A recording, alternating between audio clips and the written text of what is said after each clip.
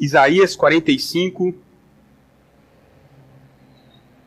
a partir do verso 19. A palavra do Senhor vai nos dizer assim, irmãos: não falei em segredo, nem em lugar algum de trevas da terra. Não disse à descendência de Jacó: buscai em mim em vão. Eu, o Senhor, falo a verdade e proclamo o que é direito.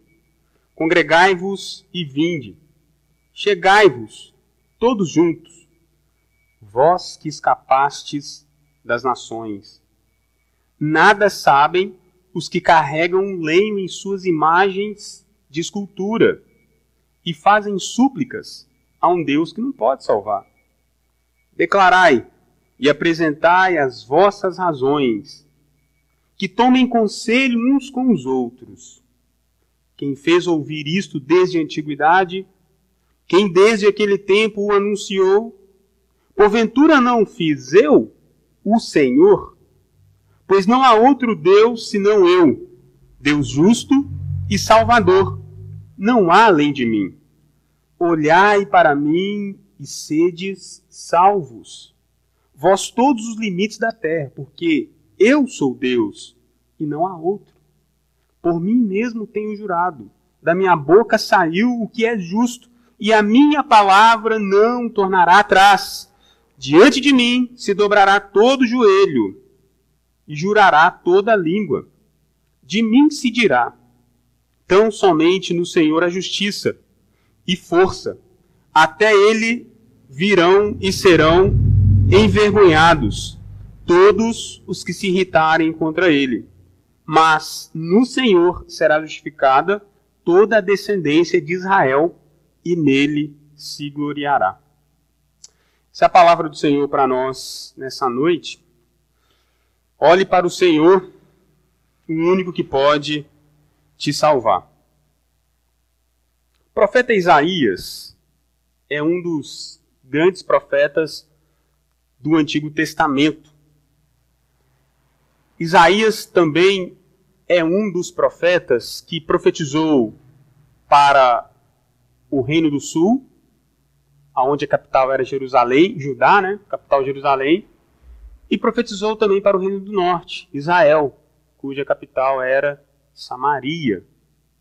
Ele foi um dos profetas que foi usado por Deus para levar a mensagem aos moradores de Jerusalém e aos moradores de Israel, na época que o reino estava dividido.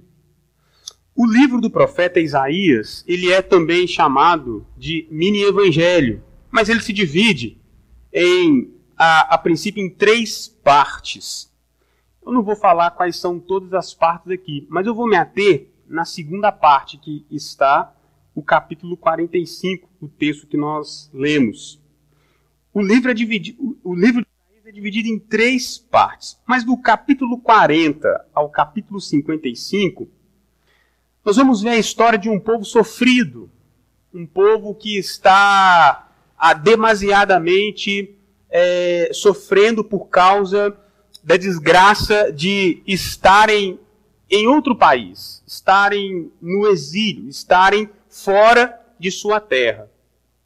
E como consequência disso, o povo estava humilhado, o povo estava desolado, o povo estava explorado e vivia sem nenhuma esperança. Por isso que Deus suscita um libertador no meio do povo de Israel, né? No capítulo 45, Ciro, o libertador de Israel. Esse era o contexto do povo de Israel nessa época, nesse contexto aqui da história.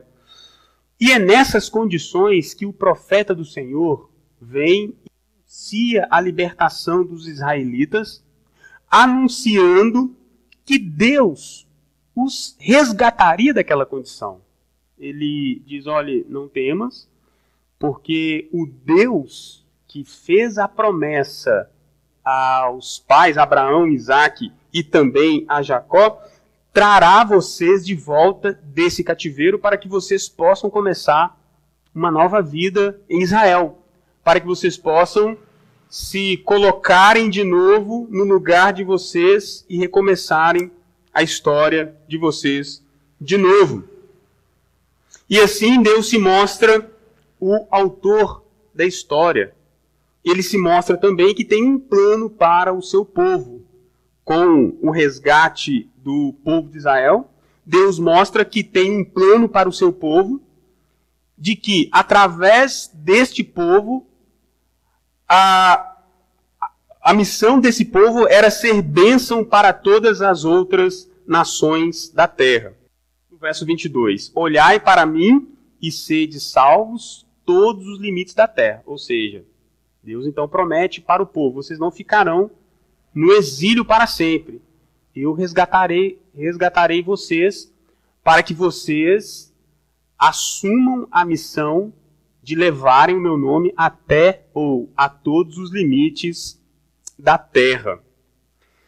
Para isso, então, nós vamos ver o que Deus faz para trazer de volta essa esperança para a vida de um povo tão sofrido, para a vida de um povo que estava fora da sua casa, fora dos seus termos, subjugado a outras culturas, miscigenado com outros povos, e isso acarretou um grave problema para o povo, que foi a questão da idolatria, né? A gente já estranha se a gente dormir fora da nossa casa uma semana. Imagine você sair de uma hora para outra do seu país para uma cultura totalmente diferente, né? Era isso que o povo estava vivendo nesse momento aqui de exílio.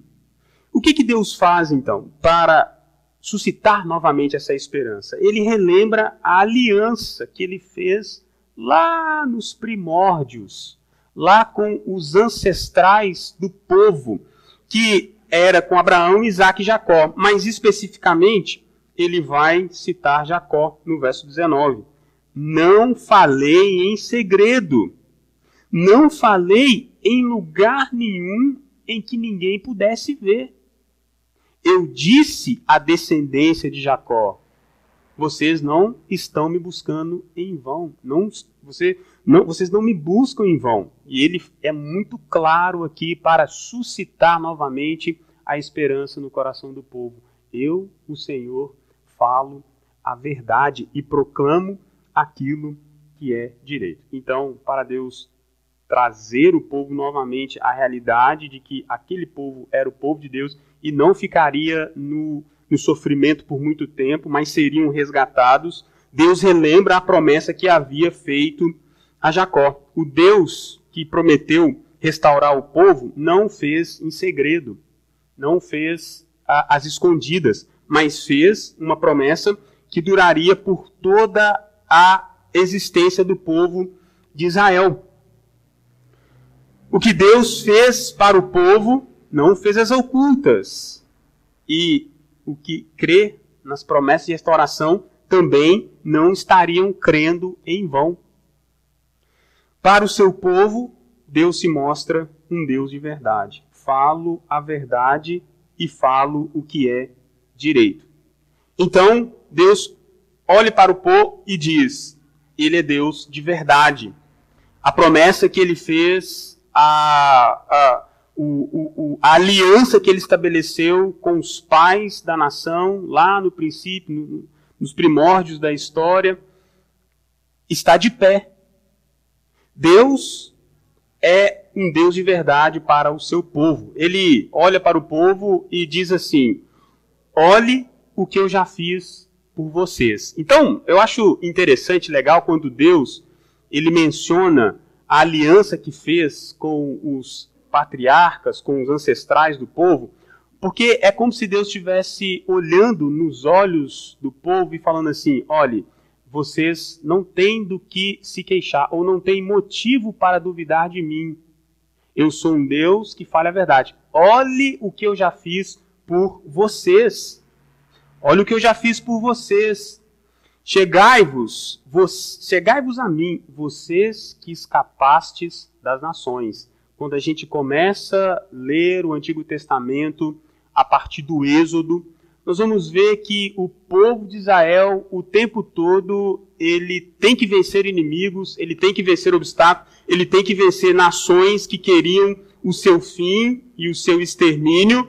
Deus relembra a promessa: olhe, chegai a mim, lembre de como eu fiz vocês escaparem das nações que queriam o mal de vocês. E aqui, meus irmãos, eu abro já para uma primeira aplicação para a nossa vida.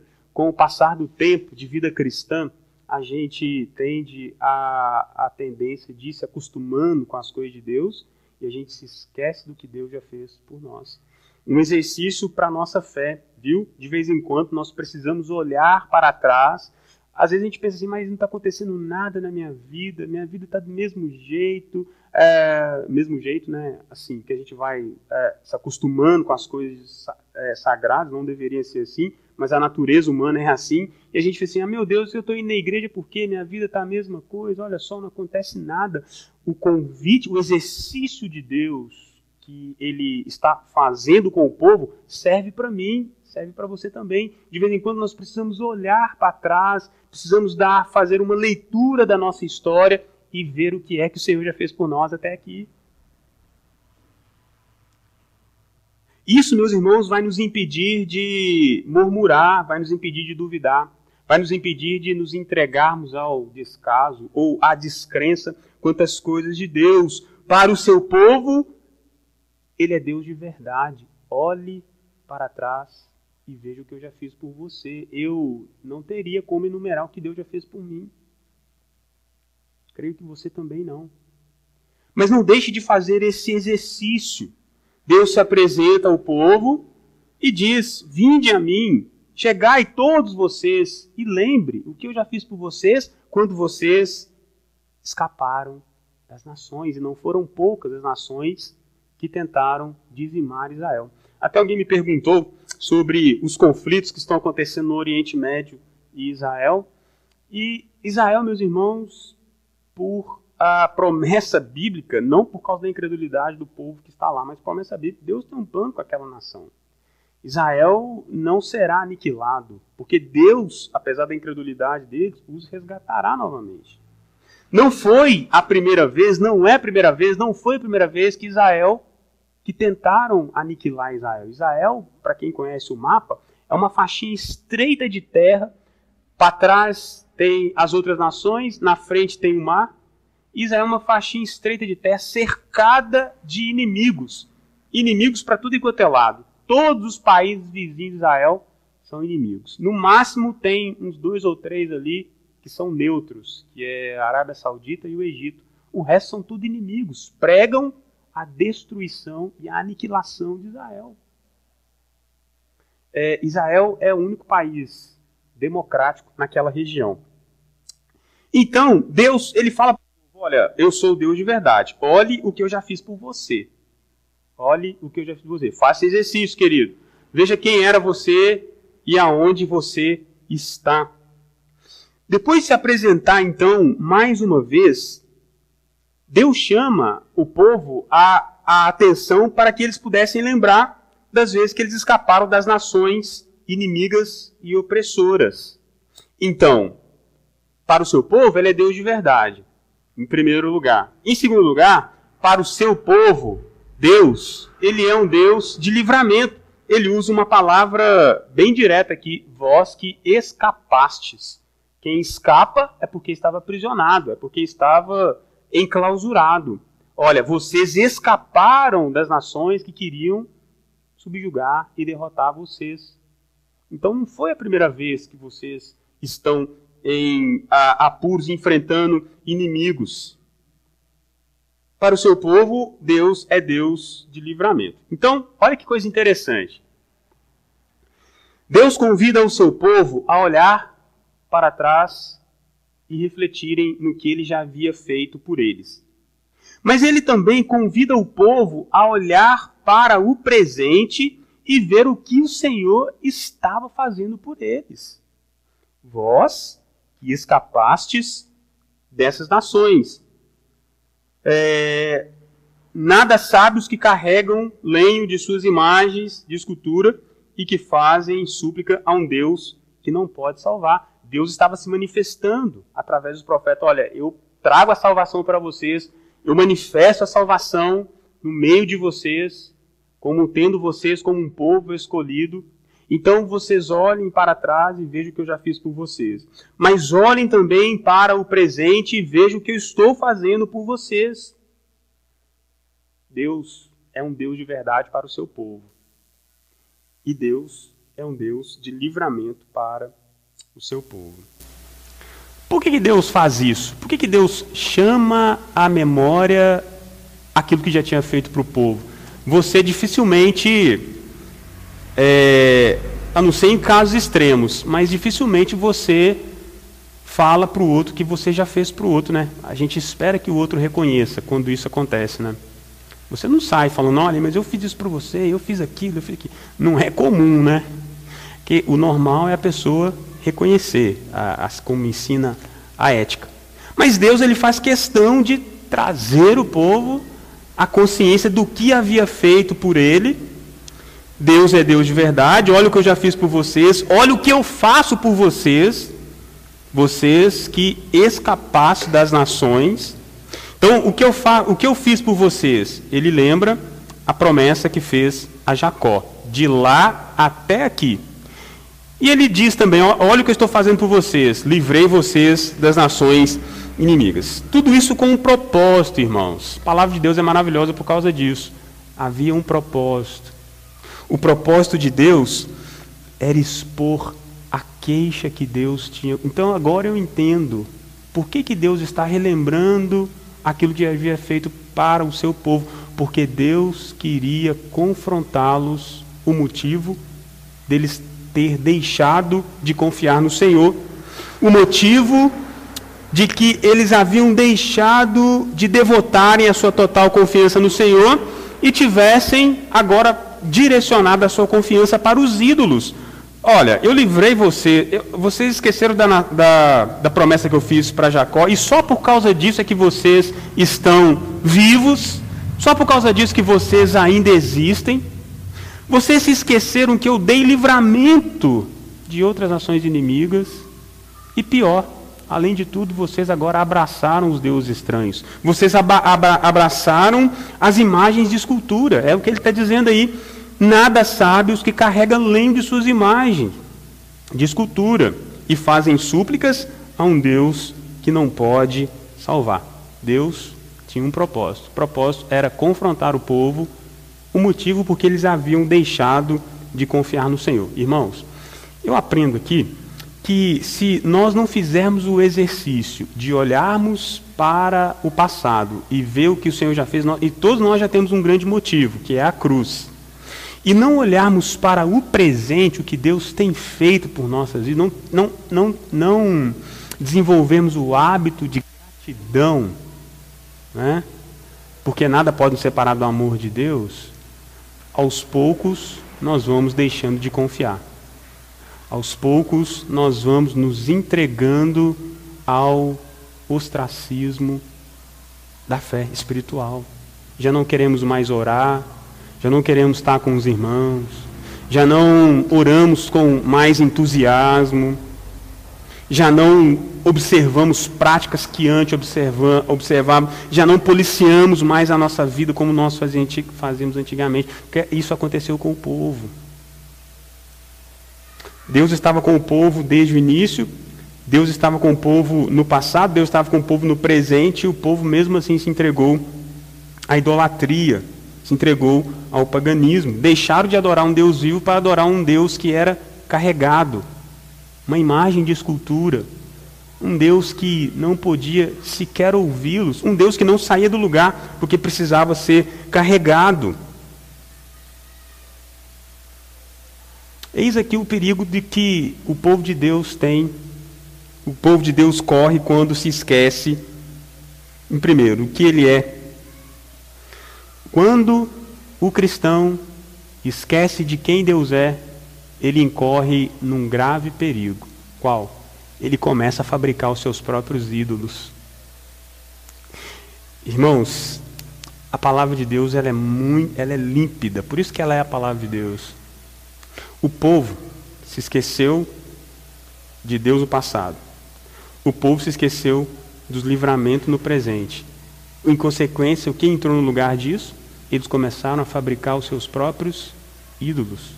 Começaram a ser influenciados pela cultura pagã. Hoje, os ídolos não são necessariamente as imagens de escultura, mas os ídolos são fabricados no coração. Os ídolos estão fabricados lá no coração. Quando o crente, o cristão, que é povo de Deus, nós vimos isso quarta-feira passada, quem é o povo de Deus? O povo de Deus é a igreja por meio de Cristo Jesus, ou em Cristo Jesus, fomos enxertados nele. Quando o povo de Deus começa a esquecer o que Deus já fez, quando o povo de Deus começa a negligenciar o que Deus está fazendo na sua vida e começa a partir para outras coisas, ele começa a fabricar os seus próprios ídolos no seu coração. Irmãos, isso é uma realidade. Quando essas pessoas se esquecem da palavra de Deus, elas começam a levantar ídolos no seu coração. Que tipo de ídolos são esses? Qual que é a queixa de Deus contra o seu povo aqui? Era porque o povo não estava mais confiando nele.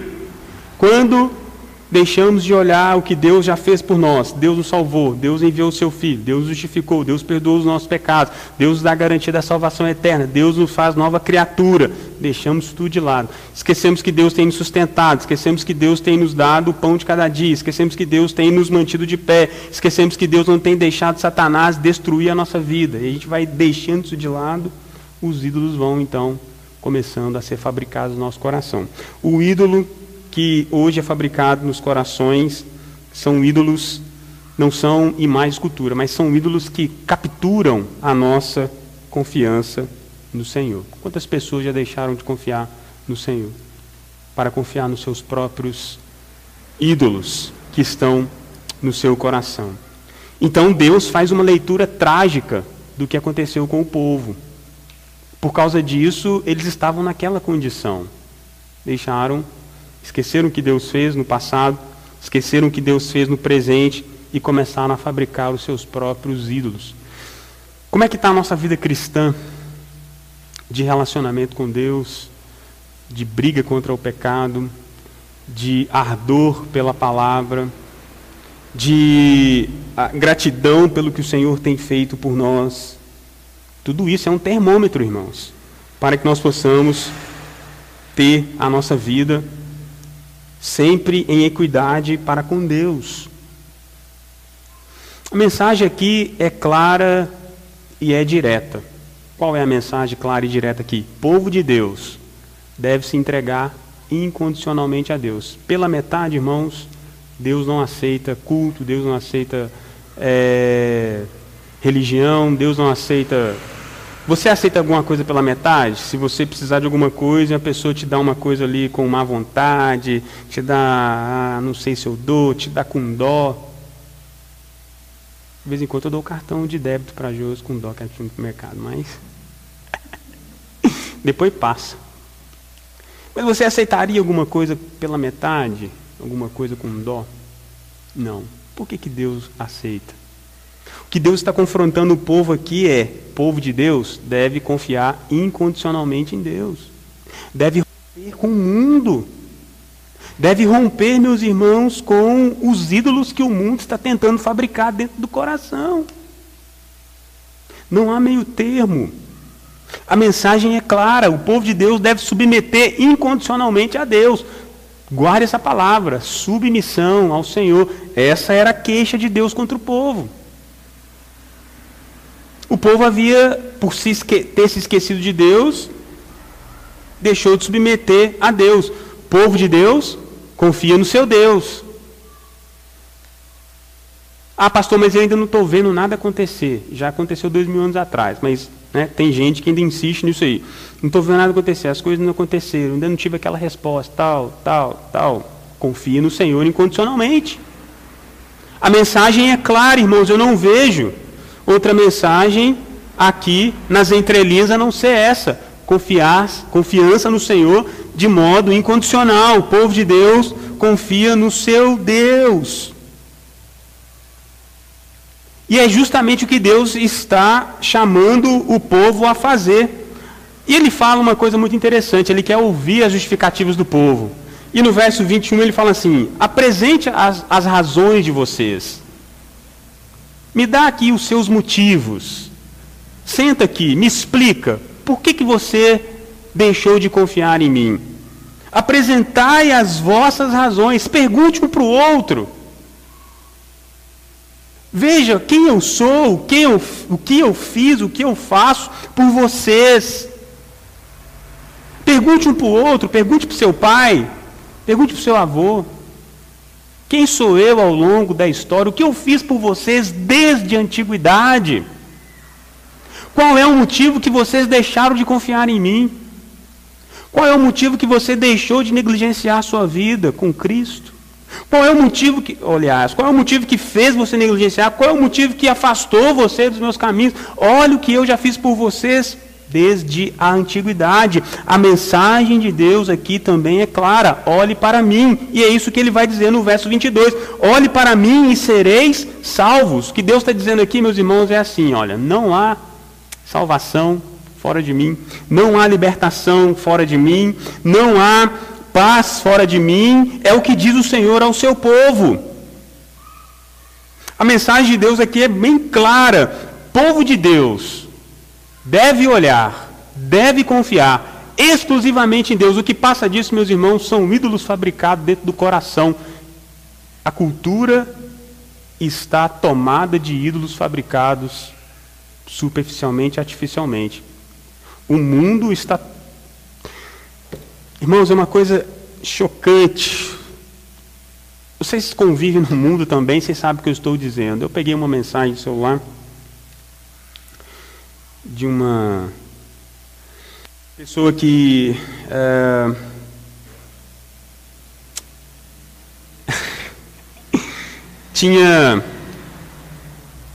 resolveu adotar um cachorro, ou tentar adotar um cachorro.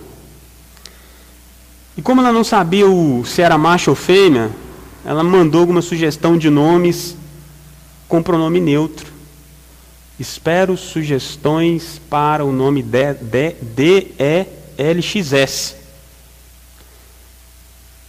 O que foi outra palavra? ELX. E DELX para, tipo assim, né? Se é dele ou dela. Irmãos, uma mensagem com gênero neutro ali, como se algo que a cultura colocou ali, né? E está ensinando já para as gerações que estão vindo: olha, não existe homem nem mulher, só existe gênero neutro. Então você pode pensar, você pode escrever que existe um gênero neutro. Ídolos fabricados, irmãos, artificialmente. Ídolos que vão sendo gerados e que vão sendo empurrados massivamente contra nós. E eu olhei aquilo ali, eu não aguentei, eu falei assim: me explica, o que é DLXS? E aí depois, a pessoa falou assim: porque eu não sei se é fêmea ou macho. Eu falei assim: diante de Deus só existe dois, fêmea e macho, não existe coluna do meio. Isso são os ídolos, irmãos. São os ídolos que a cultura está a todo momento tentando nos impor. Alguém mandou uma matéria esses dias: eleita a primeira bispa transgênero do Brasil. Bispa transgênero. Sabe o que é isso? É secularismo. É falsos deuses, é deuses fabricados para um povo que já se esqueceu de quem é verdadeiramente o verdadeiro Deus. Então, meus irmãos, a mensagem é clara. Deus está dizendo para o seu povo: olhe para mim. Não há salvação fora de mim. A cultura, o mundo está, meus irmãos, comprometida e interessada em fabricar falsos deuses. E Deus está colocando isso à queixa. Nada sabem o lenho e as suas imagens de escultura, os seus ídolos. Escrevendo aos Coríntios, Paulo vai falar: o ídolo é nada. Não há libertação fora de Deus. O que Deus está dizendo para o seu povo é: não há salvação fora de mim. O povo de Deus deve olhar, deve confiar exclusivamente em Deus. Ah, pastor, mas a cultura está assim. Ah, pastor, mas o mundo está... Todo mundo faz assim. Mas você não é todo mundo, você é povo de Deus. É isso que Deus está tratando com o povo. Povo, dá vontade de pegar nos colarinhos. Povo, você não é todo mundo. Você é meu povo. Olhe o que eu fiz, olhe o que eu estou fazendo por vocês. Mesmo assim vocês estão desobedecendo, mesmo assim vocês estão fabricando falsos ídolos no coração e na vida de vocês. A mensagem de Deus aqui é clara, irmãos, para o povo: lance fora os ídolos artificiais, lance fora os falsos deuses, os deuses que a gente pensa muitas vezes que ídolo, escultura, idolatria é só imagem. Não, é aquilo que é tolerado no seu coração ou no coração do povo. É aquilo que é tolerado de forma sutil. Deus está falando para o povo: lance fora isso. Coloque isso fora. Lance fora os deuses estranhos. Todas as funções desse mundo devem ser colocadas de lado. E aí ele vai finalizar e ele vai justificar porque ele exige que o povo lance fora os deuses fabricados. Os deuses que mal podiam parar em pé. Os deuses precisavam ser carregados. Hoje, os deuses são os do mundo, os ídolos fabricados do mundo artificialmente, que querem nos impor uma cultura, uma corrente que é contra a palavra de Deus. E aqui, meus irmãos, eu já falei isso e falo mais uma vez para você. Se eu tiver que escolher entre o politicamente correto e a palavra de Deus, eu fico com a palavra de Deus. Não tenho medo nenhum de falar isso. Ah, pastor, mas politicamente isso aí, só tem que entender que existe agora o gênero neutro. Não existe, irmãos. Eu fico com a palavra de Deus. Nós temos que respeitar a escolha de cada um, mas a questão de opinião, e não só isso, mas tantas outras coisas. Alguém, irmãos, teve a... Por isso que existem umas pessoas mais corajosas que a outra mesmo, né? Alguém falou que os produtos que são vícios, álcool, cigarro, tem margem também para ser legalizados porque o governo permite. Então, se o governo permite, eu não estou desobedecendo. Não estou desobedecendo a lei. E eu falei assim: meu Deus do céu. Então, são os falsos deuses. São os ídolos fabricados no coração, que se nós não lembrarmos o que Deus já fez por nós, se nós não lembrarmos o que Deus já fez, está fazendo no presente, se nós não olharmos exclusivamente para o Senhor, essa onda vem e passa por cima, irmãos.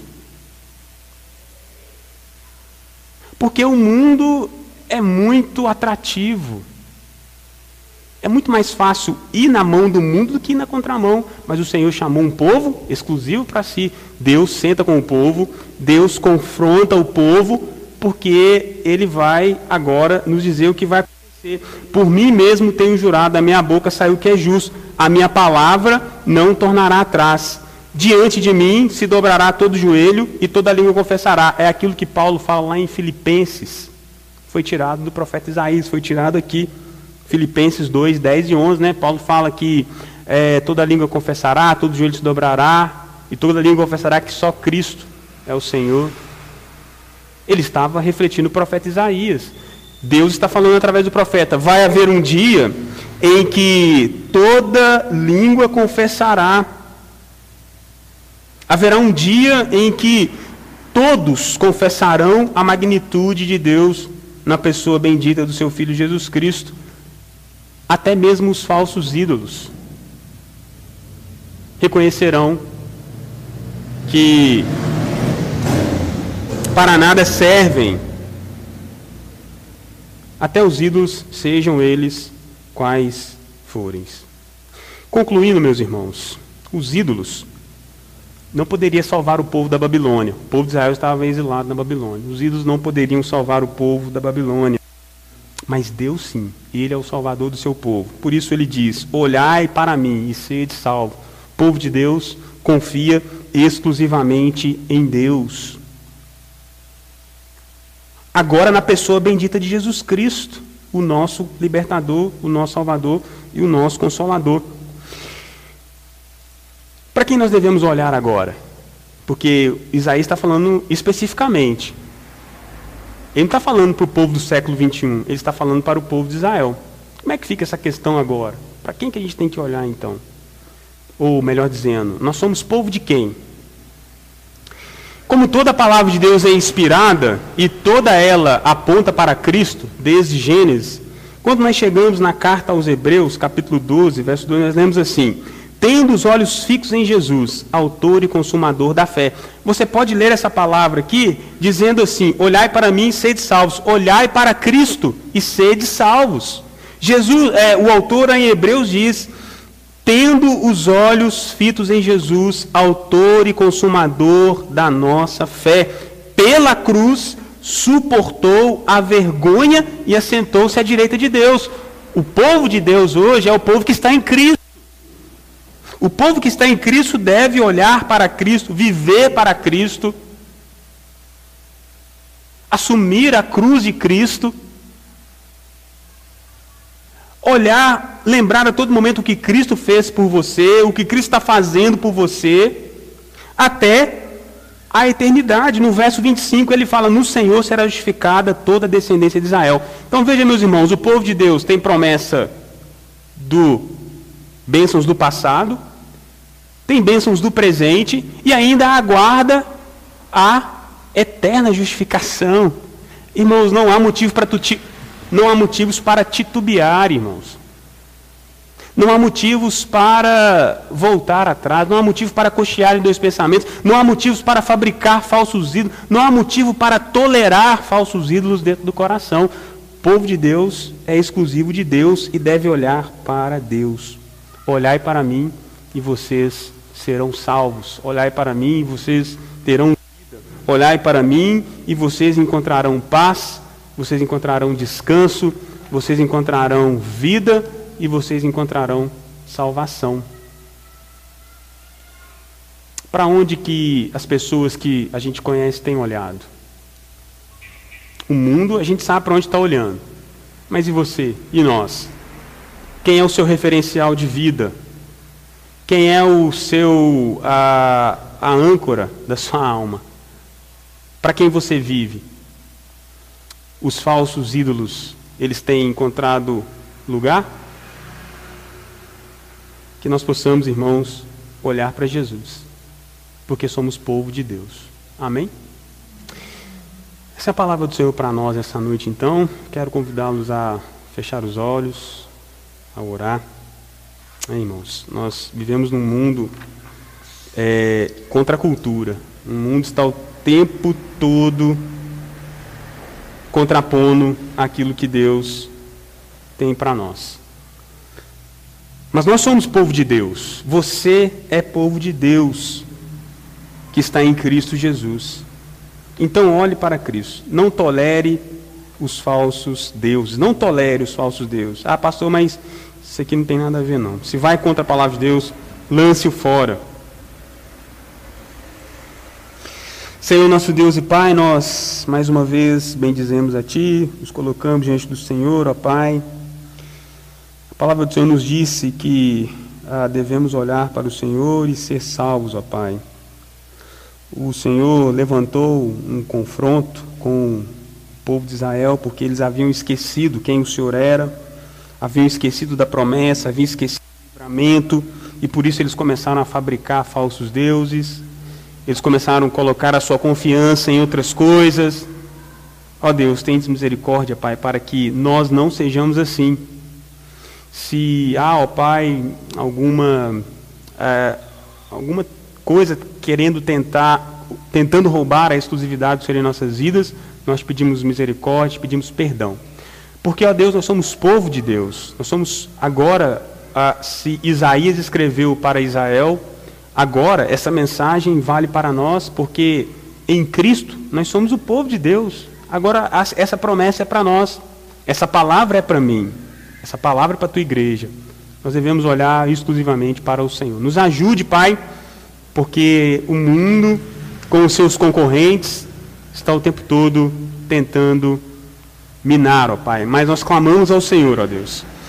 E que nós possamos sempre lembrar do que o Senhor já fez por nós, conquistando na cruz, a nossa salvação, a nossa libertação, o que o Senhor está fazendo por nós no presente, nos libertando, e o que o Senhor fará por nós quando, de uma vez por todas, definitivamente, estaremos, ó Pai, justificados na eternidade com o Senhor, ó Pai. Que esta promessa aqueça o nosso coração e que nós possamos viver a cada dia pensando exclusivamente, não como melhor do que ninguém, mas como povo de Deus, povo exclusivo de Deus.